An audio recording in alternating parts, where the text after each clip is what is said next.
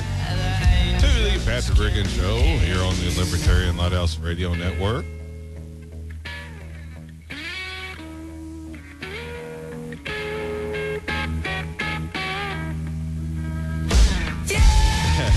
Just waiting on that part. And News Talk 98.7 WOKI. We're also online at newstalk987.com and facebook.com/Patrick Riggins Show. I'd like to ask you a question to start off this segment. Can you imagine what your reaction would be if someone was trying to sell you on the idea of government as it exists today? Here you are humming along, enjoying life, trading and doing business with your family, your friends, your neighbors, even people across the country and around the world. Then someone comes along and says, hey, do you want to try this new thing called government? It's going to cost you some money, but it'll be worth it. So you say, well, tell me a little bit about this thing called government. Oh, it's great. It's going to take money from you and give it to other people who don't want to work or who don't want to participate in the American system of individual responsibility. It's also going to spy on you. It's going to watch everything you're doing on the internet. It's going to read your emails and watch your videos and intercept your Skype chats. It's going to have access to your every move while you're online. Hey, and not only that, it's going to install cameras around your city so it can watch you out walking around too. It's going to regulate practically every aspect of your entire life. It's going to tell you what kind of cars you can have available for purchase. It's going to tell you who you can hire, what you have to offer them in benefits, who you can and can't fire. It's also going to need to know where you're making your money, where you're spending it, what you're spending it on. Oh, and by the way, when you do spend your money, it's going to add on a tax to whatever you're buying. In every part of your life, it's going to tell you what you can and can't do. And to make sure you comply, it's going to use the force of law to make you live the way it says you should. Now, if you decide you don't want to live in the way the government specifies, then it's going to fine you. It's going to take some of your money to teach you a lesson. If you don't learn from that, then it's going to lock you in a cage until you can learn your lesson, until you can learn to live the way the government dictates you will live. If you want to cross the street, you have to do it where it says you can. If you don't, if you decide that, hey, I'm an adult and I can safely cross from where I'm standing right now, well, now you're in danger of getting a ticket, a fine for not acting as the government says you have to.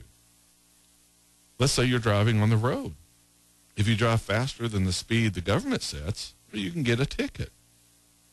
Oh, by the way, you also can't drive too slow either, because you can get a ticket for that as well.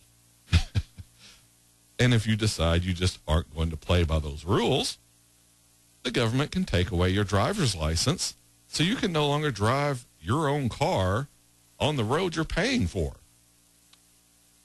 By the way, real quick, am I the only person who gets irked when the state says driving is a privilege? The fact that the government allows you to drive, you should look at that as a privilege. No, you don't have the freedom to drive if you want to. It's a privilege. You have to get permission from the government. And yes, that's backwards. Look at the Constitution, even your state one. The government gets permissions to do things from the citizens, not the other way around. But ever since you first learned to drive, that fact has been ground into your brain over and over. Driving is a privilege, not a right. But having someone else pay for your shelter, pay for your food, pay for your cell phone, that's not a privilege. That's a right. And medical care too. That's a right as well. But driving, no, that's a privilege. You see how everything's backwards? Now, who in their right mind would sign up for all of this? Who would say, oh boy, that sounds like something I can't pass up. Where did I get this fantastic thing called government? No one would. Well, maybe if you're mentally deficient in some way, but no sane person would agree to all that. Yet you allow it to go on right now, right this very minute, with not even so much as a whisper of protest. The Egyptians are being slaughtered in the streets of that country protesting over the president of all things. But in this country, we have a president running roughshod over the Constitution, and the only time people get mad is when a rodeo clown at a state fair wears a mask of Obama. Now the liberals are screaming for blood. The guy playing the clown is getting death threats. All future rodeo clowns at that fair have to undergo sensitivity training. A rodeo clown is required to attend sensitivity training, all because of an Obama mask. Meanwhile, this president is murdering human beings in other countries through unconstitutional drone attacks, killing people without a trial, without any chance to confront their accusers. I went over all this last week. You can check our archives, youtube.com/Patrick Reagan Show. The President Barack Obama, authorizing the murder of people, and not a word from the liberal side of this country. Heck, we scarcely hear a word out of the conservative side either. It was President Bush that started all this, and President Obama has continued and even expanded it. Yet both sides excuse all of it because everyone up there has blood on their hands. Everyone up there jumped on the kill those terrorists bandwagon.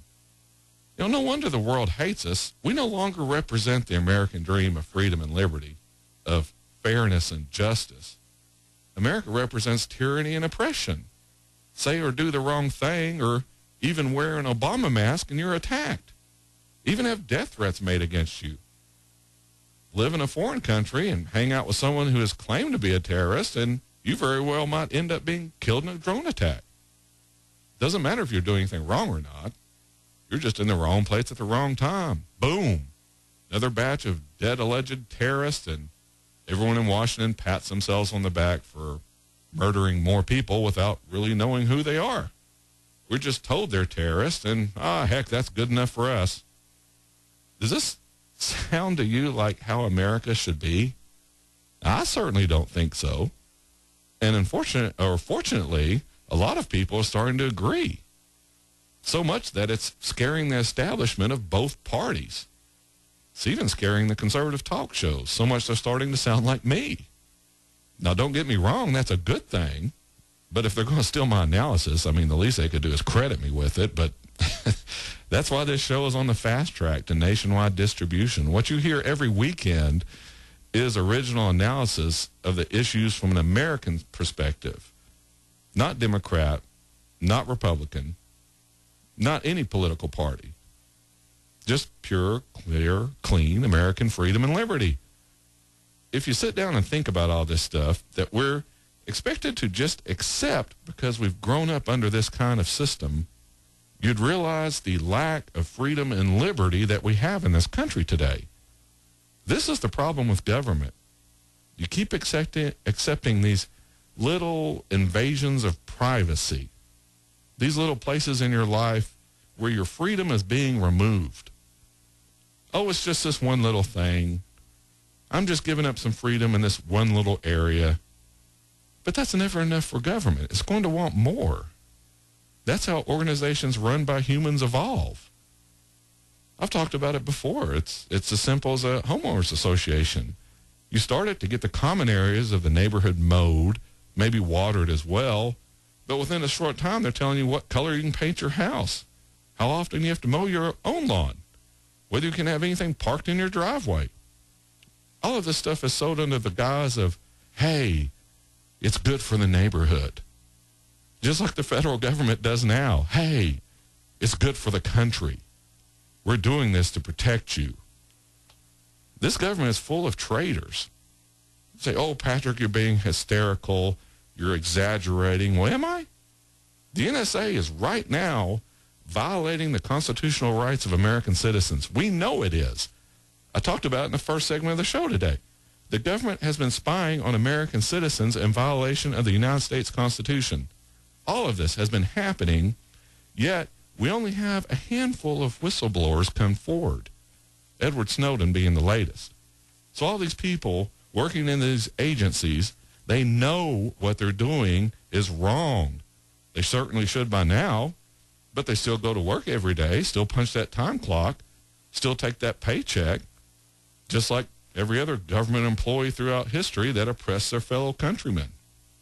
This is, we're coming up on the end of the hour, end of the half hour here. This is what we have to overcome in this country.